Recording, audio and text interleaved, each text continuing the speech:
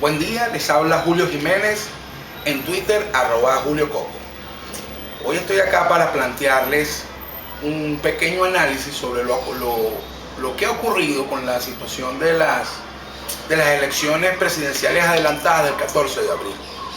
Y cómo está esa situación al día de hoy de cara a la situación política y a la lucha social en Venezuela. Primero debemos recordar que una vez que se conocieron los resultados del día 14 de abril, hubo un conjunto de protestas a nivel nacional en las principales capitales y ciudades de Venezuela exigiendo que se abrieran las cajas de acuerdo a la solicitud de impugnación que realizó el candidato Enrique Capriles Radonsky. Es harto conocido que hubo una marcha hacia el CNE que se suspendió, que las marchas y las protestas en las afueras de las sedes regionales del CNE fueron cambiadas a los cacerolazos, luego a los salcerolazos, hasta que llegó un momento donde la protesta sencillamente se enfrió.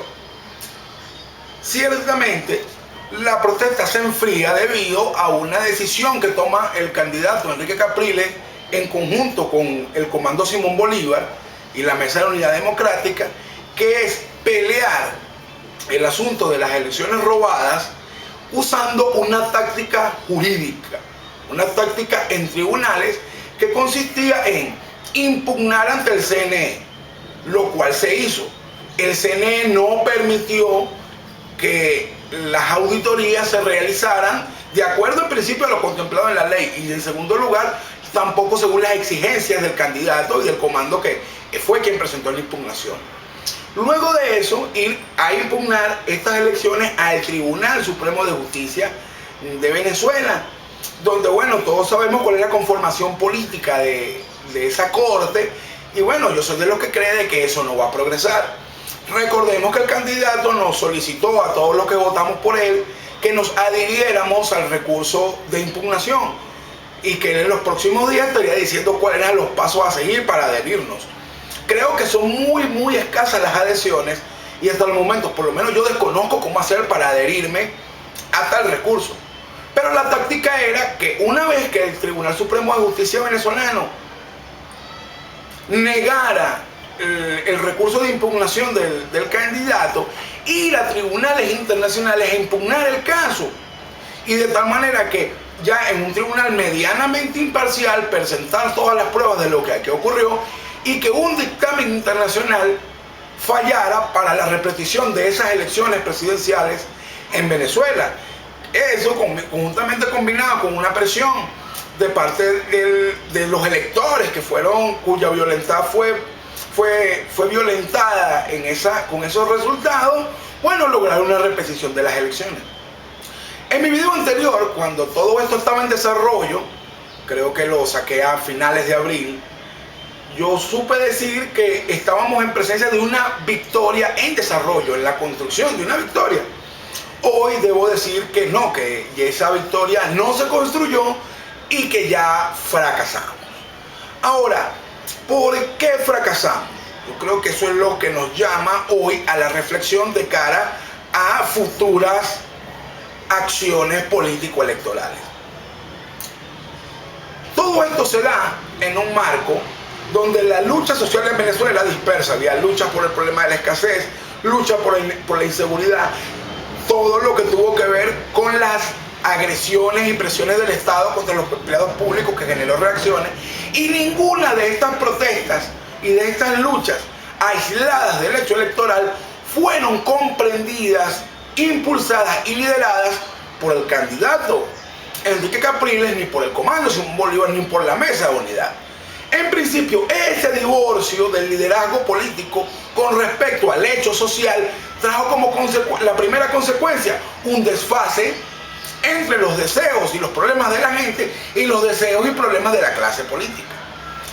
Por ejemplo, recordamos el asunto de la crisis universitaria que hoy día sigue vigente, donde el candidato Capriles Radonsky solicitó a los profesores universitarios que no fueran a paro. Hubo referéndum en las 5 principales universidades, ganó no al paro, repiten esas elecciones 2 semanas después y gana el sí al paro. Y hoy estamos viendo cómo el Tribunal Supremo de Justicia intenta violentar el derecho constitucional a la huelga con una sentencia que obliga a los profesores universitarios a reincorporarse a sus puestos de trabajo.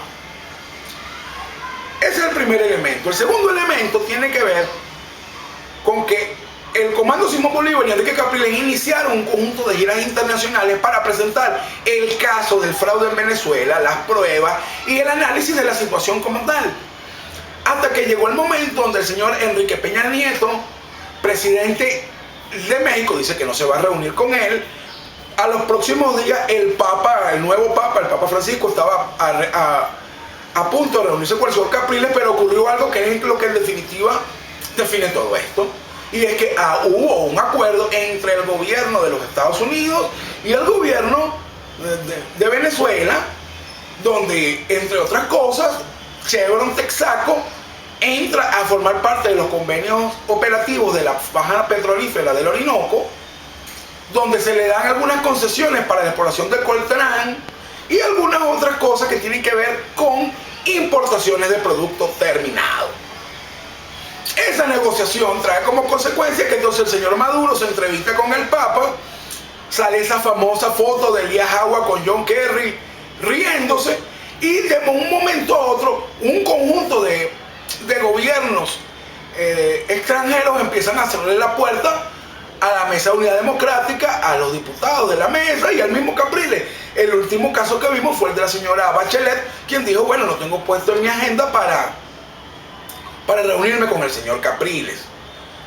Bien, sabemos entonces que el gobierno venezolano, teniendo un lobby muy claro con el gobierno de los Estados Unidos de América, con el gobierno de Rusia y con el gobierno chino, que son nada más y nada menos que 3 puestos en el Consejo de Seguridad de la Organización de las Naciones Unidas, es fácil entender que los tribunales internacionales no van a fallar a favor de la oposición venezolana en el caso del fraude electoral del 14 de abril. De tal manera de que más que juzgar si esta táctica fue buena o fue mala, yo lo que creo que hay que decir que la táctica falló y que es momento de revisar. Y es momento de revisar al día de hoy. ¿Por qué? Porque estamos en un ascenso de la lucha social. Cada día vemos más protestas. En los últimos 15 días han habido 72 protestas a nivel nacional que no tienen ninguna conexión con lo que el liderazgo político opositor viene planteando y viene diciendo. Considero que el asunto de la escasez, que ya desplazó la inseguridad como la primera preocupación de los venezolanos, es un asunto que tiene que ser atendido por la Mesa de Unidad Democrática y liderar luchas y tener un planteamiento al respecto. Todo lo que ha venido ocurriendo con el tipo de cambio, con el Rusicat, con el desmontaje del CISMA y todo eso, que tiene una implicación fuerte en la economía del país, necesita una respuesta por parte del liderazgo político. Estamos viendo hoy cómo el gobierno juega solo en la arena política y la dirigencia opositora solo habla de las elecciones municipales. Que por cierto, ese será el tema de mi próximo video la semana que viene. Continúo. ¿Cómo estamos entonces hoy de cara a la correlación de fuerzas políticas en Venezuela? Nosotros el día 14 de abril sacamos más votos que Nicolás Maduro.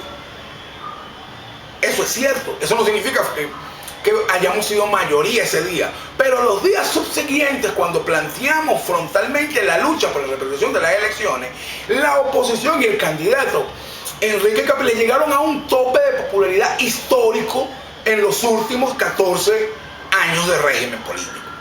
Hoy ese capital no existe. ¿Por qué no existe? Número uno, es bien conocido, muchos análisis por distintos métodos así lo confirman, que al menos 1 millón de chavistas votaron por el señor Capriles Radonqui el día 14 de abril. Nos preguntamos, hoy ese millón de personas que votaron por el señor Chávez en octubre de 2012, ¿están hoy en la oposición? ¿Están hoy apoyando a Enrique Capriles? Yo soy de los que creo que no. Eso en primer lugar. En segundo lugar, hay un conjunto no muy pequeño de la oposición, muy molesto porque no se peleó el fraude, porque se sienten burlados por la dirigencia. Algunos dicen que negoció, cosa con la que yo estoy completamente en desacuerdo. No creo que ni la Mesa de Unidad ni el señor Capriles haya negociado nada con el gobierno. Yo rechazo esa matriz de opinión, pero hay quien lo cree. Hay otros que creen que sencillamente tienen miedo. Otros que creen que, bueno, que el gobierno de Estados Unidos silenció a Enrique Capriles. Son varias las tesis que se manejan, pero que en definitiva llegan a un deslave en la oposición, donde ya hay un buen número de opositores que no están siguiendo la línea política de la Mesa de la Unidad Democrática ni el candidato Capriles. Eso merma la fuerza de cara a cualquier lucha política que se presenta.